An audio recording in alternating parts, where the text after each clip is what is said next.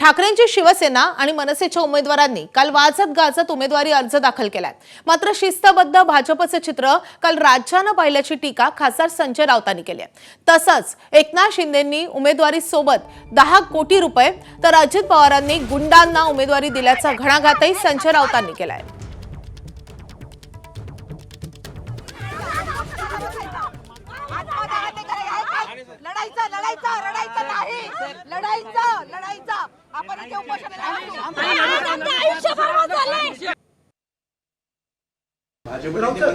Rig आहे आमच्याकडे म्हणून हा गुंडांची रीग लागलेली आहे। काल गजा मारण्याच्या बायकोला अर्ज दिलाय आणि रीग लागली आहे ती पैसे घेण्यासाठी आहे। उमेदवारी बरोबर जे 5 कोटी रुपये दिले जात आहेत उमेदवारी अर्जाबरोबर, त्या 5 कोटीसाठी ही रीग आहे आणि शिंदेंकडे उमेदवारी बरोबर 10 कोटी 13ला प्रचार संपतोय आणि एका धार्मिक कार्यक्रमासाठी धार्मिक कार्यक्रमाचं खास आयोजन केलं आहे त्या दिवशी मुंबईतल्या जैन समाजाचं आणि प्रधानमंत्र्यांनी ते आमंत्रण स्वीकारलं आहे। ते प्रचारासाठीच येत आहेत ना, त्या पंथाच्या त्या धर्माच्या लोकांना प्रभावाखाली घेण्यासाठीच येत आहेत की भाजपला मतदान करा।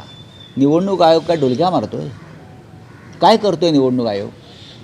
या राज्याचा निवडणूक आयोग जो आहे त्या आयोगाचे एक प्रमुख आहेत वाघमारे म्हणून, त्यांनी वाघमारे या नावाला जागावं आणि भाजपच्या लांडग्यांना आवरावं।